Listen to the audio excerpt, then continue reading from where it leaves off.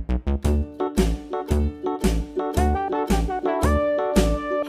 dickory dock, the mouse ran up the clock. The clock struck one, the mouse ran down. Hickory dickory dock, tick tock, tick tock.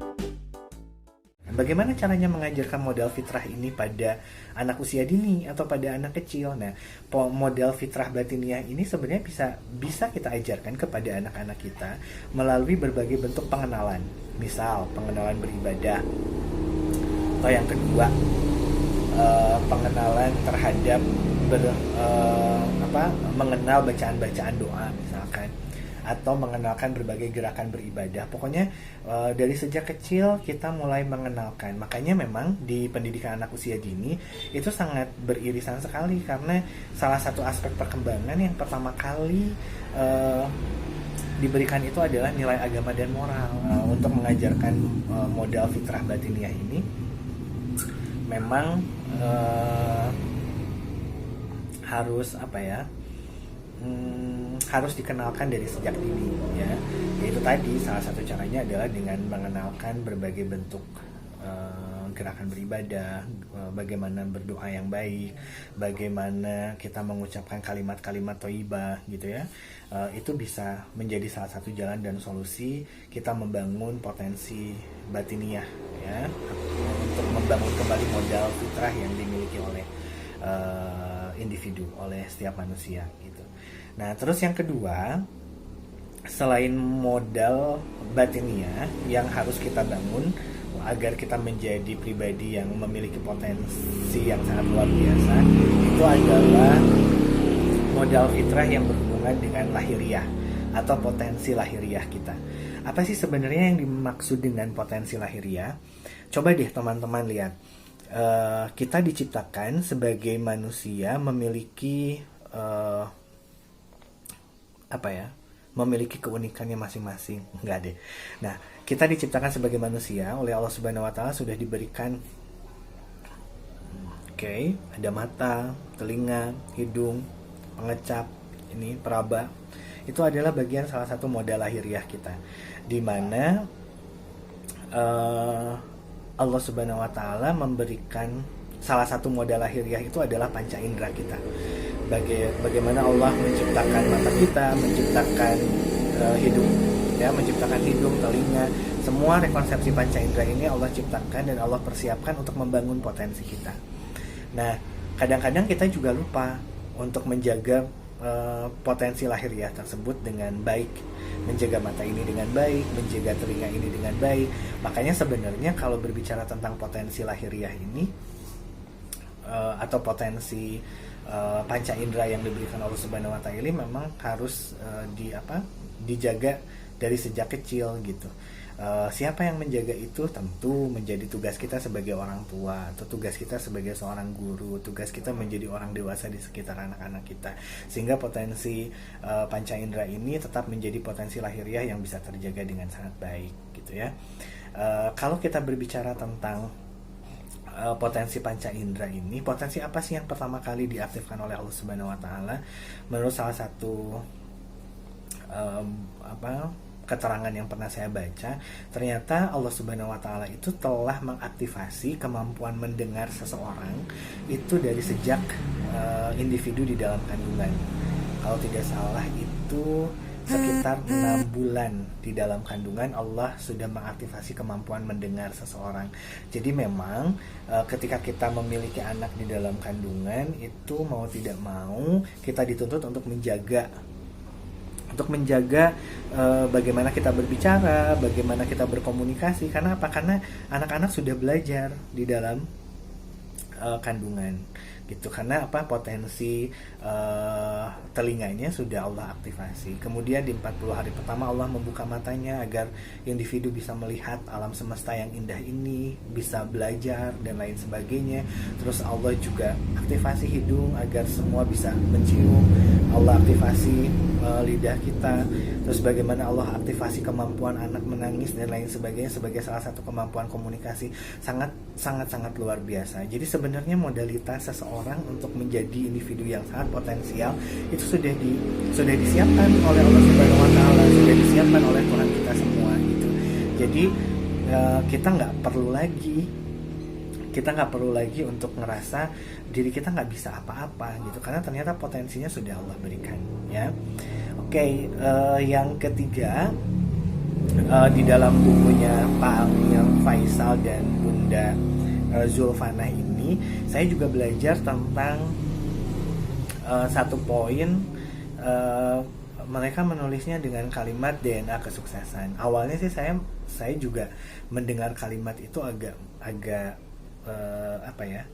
tergelitik hati gitu, untuk semakin tergelitik, emang apa ya, jadi membangun rasa penasaran saya, kenapa sih judulnya DNA kesuksesan gitu, ada apa sih sebenarnya di DNA kita dan lain sebagainya gitu. Jadi sebenarnya perlu diketahui oleh teman-teman semua, ternyata Tuhan kita, Allah Subhanahu wa Ta'ala, telah memberikan DNA kesuksesan di dalam diri kita. Jadi tidak ada sebenarnya orang yang putus asa, tidak ada orang yang sebenarnya pantang menyerah gitu. Tidak ada seseorang yang diciptakan gampang ngeluh sebenarnya. Gak ada juga seseorang yang diciptakan gampang lelah, nggak mau berjuang gitu. Sebenarnya enggak. Karena apa? Karena Allah Subhanahu wa Ta'ala telah memberikan DNA kesuksesan kepada diri kita gitu. Ada di dalam diri kita. Kalau memang teman-teman butuh buktinya, kita bisa lihat. Kalau kita melihat bagaimana, bayangkan seorang bayi berada di dalam kandungan, berputar selama 9 bulan lamanya. Gak tahu ada lampu apa enggak ya, tapi tidak pernah mengeluh. Dia terus berputar gitu, sampai waktunya dia harus lahir ke dunia. Kemudian lahirlah, ya. Setelah lahir ternyata masih banyak tantangan-tantangan selanjutnya yang masih dihadapi oleh seorang anak yang lahir ke dunia. Melihat sekitar dan lain sebagainya, ya. Kemudian maaf ya. Oke, kita lanjut lagi. Nah, kemudian DNA kesuksesan ini bisa kita sadari juga dari anak-anak yang mulai belajar dari usia bayi. Coba deh, kita bayangkan, kita akan sambungkan dulu dengan potensi yang kedua, yaitu potensi lahiriah. Nah, potensi lahiriah ini sebenarnya berhubungan erat dengan DNA kesuksesan seseorang. Misalkan seorang bayi nih, pernah nggak sih ayah dan bunda di rumah atau teman-teman ngelihat kok bayi bisa miring ya, atau kok bayi bisa tengkurap ya, kok bayi bisa tiba-tiba duduk ya? Karena memang aktivasi panca indera itu berfungsi. Dia melihat, dia mendengar, dia merasakan. Bahkan mungkin kalau ayah dan bundanya tertidur pulas nih malam hari, anak itu bangun terus ngelihat kok ibu saya tidurnya ke arah kanan ya, atau ke arah kiri ya, mungkin gitu kali dalam pikirannya. Terus kemudian dia berusaha untuk membalikan badannya gitu. Allah dorong untuk dia terus belajar, dan bayi itu tidak pernah menyerah gitu. Tidak ada mengeluh gitu. Nggak ada bayi yang tiba-tiba ngeluh karena nggak mau ngebalik dan lain sebagainya gitu ya. Nah, apalagi pas DNA kesuksesan ini semakin terlihat teman-teman ketika anak-anak kita memang semakin tumbuh dewasa gitu, semakin besar lagi usianya. Misalkan mungkin teman-teman bisa lihat anak kecil sedang belajar berjalan di usia-usia sekitar 1 tahun sampai 2 tahun gitu ya. Anak kecil mulai belajar berjalan. Pasti kita merasakan deg-degan ketika mereka terjatuh gitu ya. Anak kecil belajar berjalan terjatuh. Tapi saya pastikan gak ada anak-anak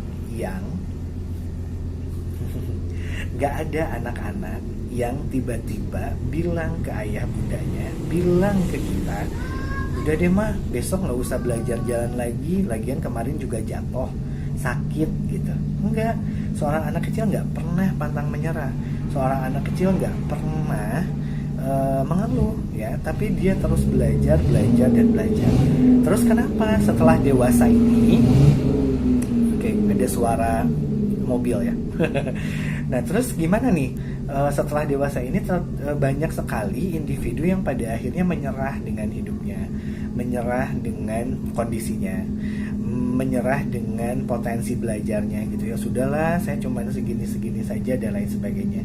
Mungkin Mungkin hal tersebut salah satunya karena kita lupa terhadap 3 fitrah tadi yang menjadi modal utama kehidupan kita gitu. Yang pertama tadi ada modal batiniah, terus kemudian ada modal fitrah lahiriah, terus kemudian Allah Subhanahu wa taala sebenarnya sudah memberikan DNA kesuksesan di dalam hidup kita gitu ya. Jadi ayah dan bunda tidak perlu khawatir lagi gitu ya, tidak perlu deg-degan kalau anak-anak kita masih belum bisa apa-apa dan lain sebagainya.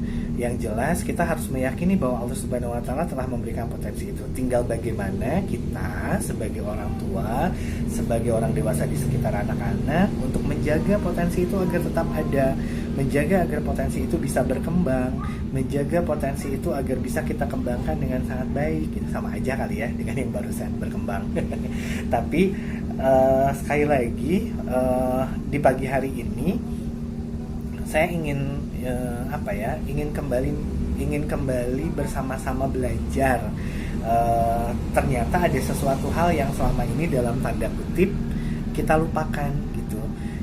Kita lupakan sebagai individu yang terakhir ke dunia ya. Tetap semangat ayah dan bunda, tetap semangat teman-teman semua dimanapun berada. Insya Allah Allah Subhanahu wa taala telah memberikan kemampuan terhadap setiap individu untuk terus berjuang, untuk terus bertahan. Insya Allah jaminan Allah Subhanahu wa taala itu sangat luar biasa. Ketika kita merasa berada dalam kesulitan, insya Allah Allah akan memberikan kemudahan kepada diri kita. Ketika kita sedang diuji seperti pada masa pandemi ini, insya Allah akan banyak sekali hikmah yang kita dapatkan ya untuk kita bisa belajar sama-sama ya. Nah, karena itu mungkin kedepannya nanti kita bisa sharing bareng ya, nanti teman-teman boleh tulis komennya di bawah, mau membahas tentang apa, mau ngobrol tentang apa, terus kemudian ingin bertanya tentang apa, silakan nanti tulis komennya di bawah ya. Tapi jangan lupa juga untuk selalu klik tombol subscribe agar teman-teman tidak ketinggalan ya berbagai informasi yang disajikan oleh Belajar Bareng Abinaya ini ya. Oke. Sekali lagi jangan lupa klik tombol subscribe, terus tulis komen ya, tulis komen di bawah kira-kira kita pengen ngobrol apa ya, kita ingin belajar bareng apa, tentang apa dan lain sebagainya. Boleh nanti tulis teman-teman komennya di bawah. Terus kemudian juga kalau ada salah dan lain sebagainya juga boleh nanti kita berbagi, kita sharing sama-sama ya bersama teman-teman, karena insya Allah kita harus senantiasa menjadi generasi yang senantiasa berbagi gitu ya. Mohon maaf atas semuanya. Apa yang saya bagikan pagi hari ini hanya menjadi pengingat bagi diri saya tentang bagaimana membangun potensi pada anak-anak kita. Terutama mari kita ingat kembali, kita renungkan kembali bagaimana Allah Subhanahu wa taala menciptakan diri kita sudah sangat luar biasa dengan berbagai potensi, berbagai fitrah yang Allah berikan kepada kita sebagai manusia. Sampai ketemu lagi di channel YouTube selanjutnya. Jangan lupa klik subscribe karena klik subscribe itu katanya gratis, jadi gak mesti takut, sehingga nanti kita bisa sharing lebih banyak lagi tentang keilmuan, terutama tentang pendidikan anak usia dini di Belajar Bareng Abinaya bersama saya Redi Awal Maulana. Sampai ketemu lagi. Assalamualaikum warahmatullahi wabarakatuh. Dadah. Jangan lupa untuk klik tombol subscribe dan lonceng supaya tidak ketinggalan update video setiap harinya.